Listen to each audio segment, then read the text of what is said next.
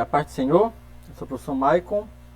Vamos começar agora a lição de número 2 do ciclo 1 da revista do Discipulado, que tem por tema o fracasso de Israel em representar o reino de Deus. Então, essa é a lição de número 2, conforme você pode ver na tela.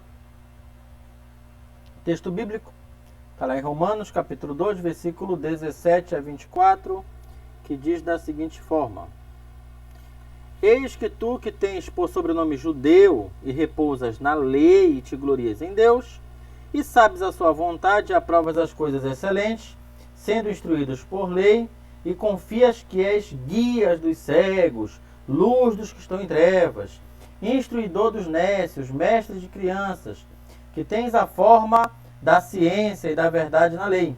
Tu, pois, que ensinas a outro, não te ensinas a ti mesmo? Tu que pregas que não se deve furtar, furtas. Tu dizes que não se deve adulterar, adulteras. Tu que abomina os ídolos, cometes sacrilégio. Tu que te glorias na lei, desonras a Deus e pela transgressão da lei. Porque, como está escrito, o nome de Deus é blasfemado entre gentios por causa de vós. Olha que pesado. Aqui o texto fala sobre o povo judeu, né? Porque, como eu falei na lição de número 1, todos os homens pecaram. Mas Deus escolheu o povo judeu, primeiramente, para trazer os homens de volta, né, ao caminho que Deus ele tinha traçado lá no Éden, né? Então ele traz de volta. Ele tenta trazer de volta através do povo judeu. Só que o povo judeu acaba se rebelando contra o próprio Deus, né? Acaba se afastando do centro da vontade de Deus. Meditação. Porque todos sois filhos de Deus, pela fé em Cristo Jesus. Porque todos quanto foste batizados em Cristo, já vos revestistes de Cristo. Nisso não há judeu, nem grego, não há servo, não há livre, não há macho, não há fêmea, porque todos vós sois em Cristo Jesus.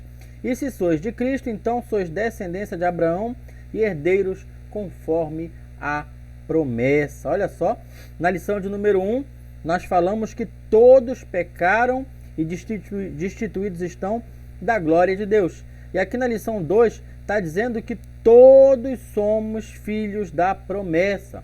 Por quê, pessoal? Porque eu falei na lição 1 que nós, quando nós nos achegamos a Deus através da pessoa de Jesus, nós somos reconciliados com Deus. E aí não vai ter homem, nem mulher, nem judeu, nem grego, nem gentil, nem ninguém.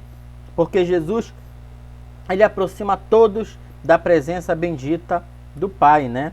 Da presença bendita de Deus. Vamos aqui para o ponto número 1, né? Que é a introdução. Mesmo tendo visto a humanidade virar-lhe as costas em franca rebelião, lembra que Deus ele fez um acordo ali com Adão, e Adão desobedeceu, olha só. Em franca rebelião, o Criador não desistiu de nós. Isso a despeito de o Senhor conhecer que a imaginação do coração do homem é má desde a sua meninice. Na realidade, o que a palavra de Deus relata em toda a sua extensão, desde o Antigo até o Novo Testamento, é a incessante misericórdia divina, procurando resgatar a humanidade que se encontra caída. Nessa segunda lição, veremos o desenrolar do plano divino, sobretudo no período bíblico.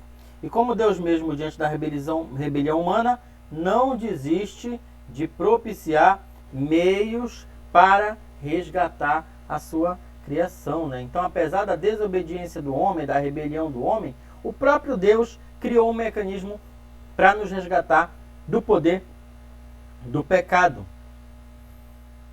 Então, vamos começar lá com Abraão, né? Deus chama Abraão. 1.1, o dilúvio. Séculos depois de a humanidade representada pelo primeiro casal ter pecado e caído, está lá em Gênesis 3, 1 a 24. Se você quiser ler, você vai ler a história da queda. A Bíblia informa que a rebeldia e a afronta contra Deus atingiram proporções inimagináveis. Gênesis 6, 1 a 5, 11 e 12. Ele fala que depois do começo da humanidade, a humanidade começou a se rebelar contra Deus, começou a cair nas suas próprias concupiscências, prostituições e tudo aquilo que desagrada a Deus. Tão crescentes foram as manifestações de rebelião que o Criador arrependeu-se de ter criado a humanidade e resolveu julgá-la de uma forma drástica. Em outras palavras, ele decidiu destruir a humanidade do mundo antigo. Mesmo assim, conforme já foi dito na introdução, o Criador não desistiu da raça humana, pois a despeito de todo o pecado do mundo. Então, ele encontrou em Noé alguém que o temia. Isso é, respeitava, sendo uma pessoa justa e reta, que procurava ter intimidade com o Criador. Então, apesar da humanidade ela estar em desobediência, apesar dela estar em pecado, Deus viu em Noé um homem que temia a Deus. Então, um homem que poderia ser usado no plano de salvação da humanidade, né? Não ainda o plano definitivo que viria da pessoa de Jesus, mas de uma limpeza, porque Deus ele decidiu destruir toda a carne da face da terra, tanto dos homens quanto dos animais. E através de Noé criar uma nova linhagem com um compromisso com ele, né? Deus firmaria um compromisso com Noé e os seus filhos receberiam a promessa, né, que Deus ele tinha feito a Noé. Ainda que tenha determinado o seu juízo sobre o mundo, ele usou Noé não apenas para construir a arca que protegeria esse e a sua família, mas também o levou a pregar e anunciar tal juízo à humanidade, oferecendo a todos a chance de se arrepender, salvando-se da catástrofe iminente. Então Deus, ele permitiu que o dilúvio viesse à terra, mas antes das águas caírem, ele pediu para que Moisés anunciasse todos aqueles que quisessem ser salvos, só precisavam entrar na arca junto com Noé. Aqueles que não quisessem entrar na arca, eles automaticamente seriam condenados. É a mesma coisa que acontece hoje. Quem se abriga na pessoa de Jesus Cristo é livre de todo pecado e alcança a salvação. Agora, quem não quer encontrar a pessoa de Jesus Cristo, infelizmente, já está condenado pela sua própria escolha. Como se sabe, apenas Noé e sua esposa e seus 3 filhos, Sem, Cã e Jafé, e suas noras sobreviveram, e assim a terra foi repovoada, dando continuidade à raça humana. Gênesis 7, 1 a 9 e depois do versículo 19. Então Deus, ele fez uma limpeza na terra.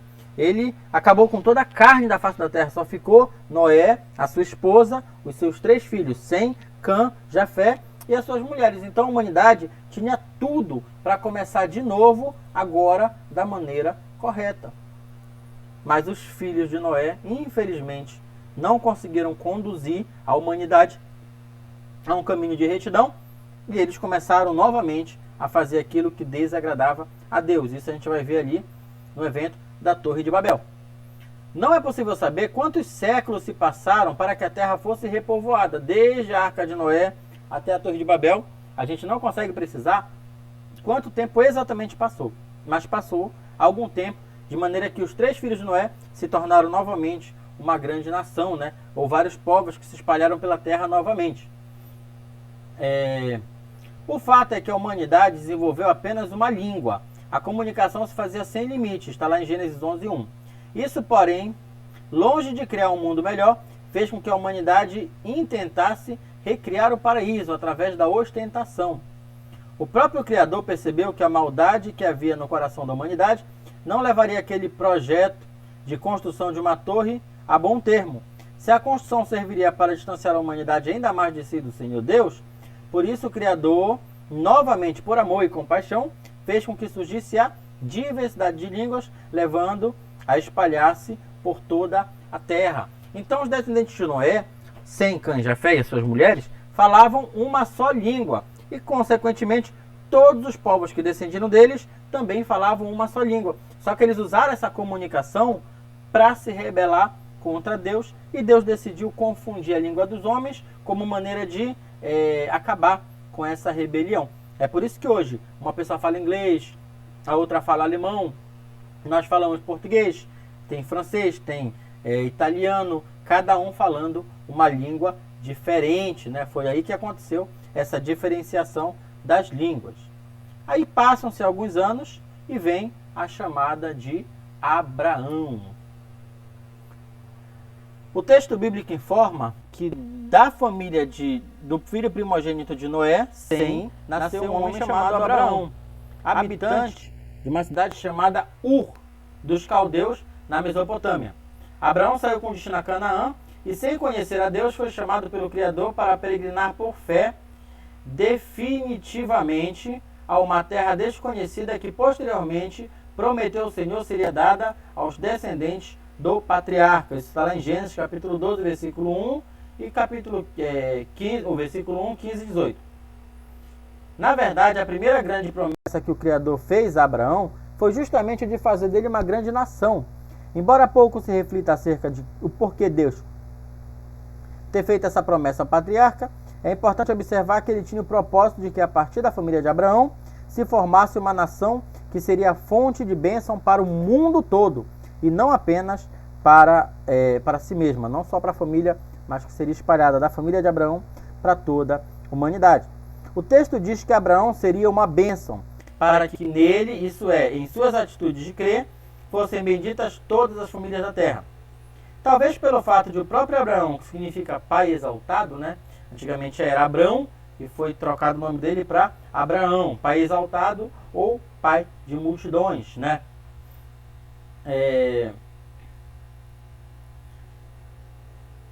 O texto diz que Abraão seria uma bênção para que nele, isso é, em sua atitude de crer, fossem benditas todas as famílias da terra.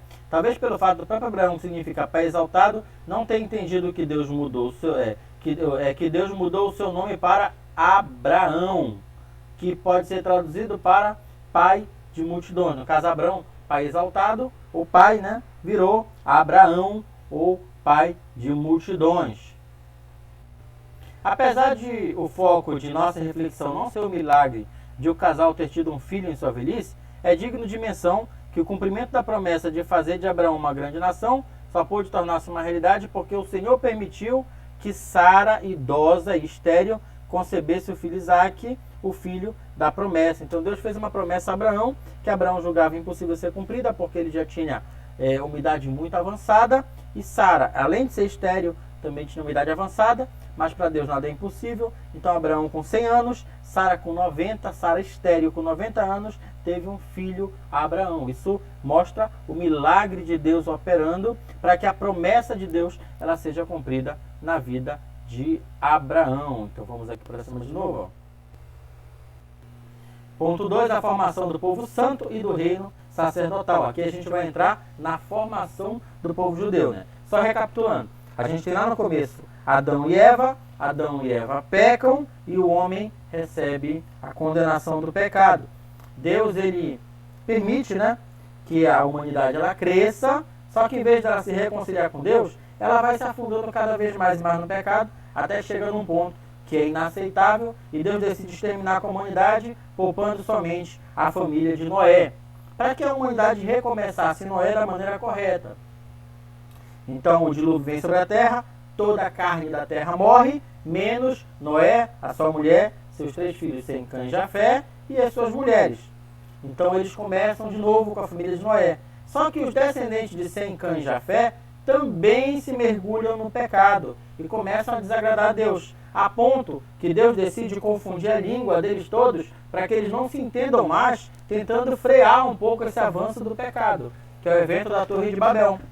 E aí passam-se muitos anos e numa cidade chamada Ur dos Caldeus nasce um homem chamado Abrão, que é escolhido para ser o pai da nação que levaria a mensagem de Deus ao mundo, ou a nação de Israel, que é esse reino que vai se formar aqui no tópico 2, a formação do povo santo e do reino sacerdotal.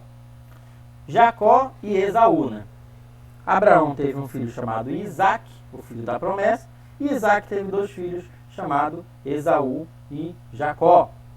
É interessante e curioso notar que Isaque era o filho de uma mulher estéril, e ao casar-se, o fez sem saber com Rebeca, que também era estéril. Após 20 anos de oração, ela concebeu e teve 2 filhos gêmeos, Esaú e Jacó, cercados por conflitos familiares que se iniciaram ainda na gestação. Esaú tornou-se mais apegado com Isaque, o seu pai, e Jacó, por sua vez, com Rebeca, sua mãe.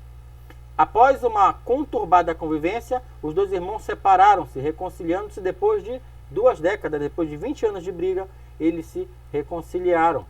Foi durante o trajeto desse encontro que Deus mudou o nome de Jacó para Israel. Então Jacó quer dizer aquele que puxa pelo calcanhar. Então ele fez uma ação, enganou seu pai para receber a bênção que era do seu irmão, né? E por isso ele teve que fugir para a terra de Arão, onde morava o seu tio, Labão. E aí nessa estadia, ele se casa com as duas irmãs, né? Que é Raquel e Lia. E um dia ele volta para sua terra, né? Para a terra do seu pai. E nesse retorno, ele se encontra com o próprio Deus no deserto. E aí ele tem um evento ali com Deus. E Deus ele muda o nome de Jacó, aquele que puxa pelo calcanhar, para Israel, que quer dizer aquele que luta com Deus.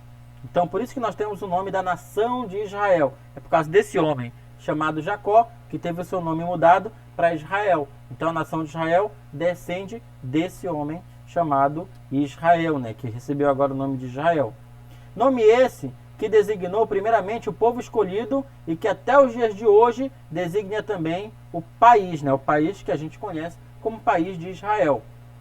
Assim, a formação das 12 tribos de Israel vem dos 12 filhos de Jacó, né, entre os quais também José, que após ser vendido por seus irmãos e de escravo, tornou-se governador do Egito. Está lá em Gênesis 37, 1 a 36. Se você quiser também ler a história de José, você lê lá, né? Jacó teve 12 filhos, e um desses filhos foi Judá, de onde descendeu Jesus. Outro foi Levi, de onde descendeu dos sacerdotes. E o outro foi José, que foi aquele do Egito, né? Da história do José do Egito. Dessa forma, o povo de Israel formou-se no Egito. Então, quando José prosperou, ele convidou o povo para morar no Egito. Então eles entraram no Egito como convidados. Muitos anos depois, os convidados se tornaram escravos, né, lá no Egito. E aqui, ó, 2.2, de escravos a um grande povo. O povo de Israel passou aproximadamente 430 anos no Egito. Uma boa parte desse período como escravos dos egípcios. Depois que José morreu, eles viraram escravos e passaram uma longa temporada como escravos, até que Deus enviasse Moisés para libertar o povo da escravidão no Egito. Apesar de Deus não ter revelado a forma como introduziria os descendentes de Abraão no Egito, ele revelou que ali os familiares do patriarca seriam afligidos, tendo de servir a um povo diferente. Após o período áureo do povo escolhido no país, levantou-se um novo rei sobre o Egito, que não conhecia José, o qual disse a seu povo: eis que os filhos de Israel são muito grandes e muito mais numerosos que nós. Com essa observação, o faraó intentava promover um genocídio, eliminando todos os bebês israelitas do sexo masculino, ao mesmo tempo em que oprimia os descendentes de Abraão. O pequeno clã tornara-se numeroso, e mesmo subjugados à condição de escravos, multiplicavam-se tanto que o Egito não pôde mais segurá-los. Tal, porém, não ocorreu de forma tão rápida como se pode pensar. Desde a ordem de Faraó para que se eliminasse os meninos hebreus, até a libertação do povo de Israel, passaram-se 8 décadas, 80 anos. Os hebreus tornaram-se um grande povo, e sob a liderança de Moisés, após o terrível juízo das 10 pragas, deixaram o Egito em direção à terra que Deus prometeu a Abraão. Então, Moisés lidera o povo na saída do Egito. Isso se dá através das conhecidas 10 pragas do Egito. Creio que todo mundo conhece a história das 10 pragas e de como Deus livrou o seu povo das mãos de Faraó. Ponto 2.3, de uma tribo nômade a uma grande nação. Chamado para ser um reino sacerdotal, isso é, mediador das relações entre Deus e a humanidade, Israel recebera responsabilidades inerentes aos seus privilégios. Todavia, desde a saída do Egito, tudo indicava que o povo teria muita dificuldade em cumprir o seu mandato. Mesmo assim, visando formá-los, Deus promulgou leis e estatutos para educar e garantir que o processo de libertação iniciado no Egito fosse completo. Esse estágio de 40 anos de peregrinação no deserto era uma forma de Deus moldar o caráter do seu povo, punindo os ingratos e sempre oferecendo uma nova oportunidade, pois ele sabia o que aquela imensa tribo nômade que caminhava no deserto se tornaria futuramente, ou seja, uma grande nação que deveria representar o que significava ser governado pelo Criador. Então Deus, através da peregrinação no deserto, ele começa a moldar o seu povo, para aquele povo escravo que saiu do Egito se transformar na grande nação de Israel. E no meio disso, ele implementa as leis que iriam direcionar o comportamento do povo de Deus, que é chamado de leis de Moisés. Ponto 3.1. O período dos juízes. Após a morte de Moisés, seu principal auxiliar Josué tornou-se seu sucessor e introduziu o povo de Israel na terra que Deus prometeu a Abraão. Josué inaugura o período dos chamados juízes, né? Moisés ele morre e aí Josué fica no lugar de Moisés.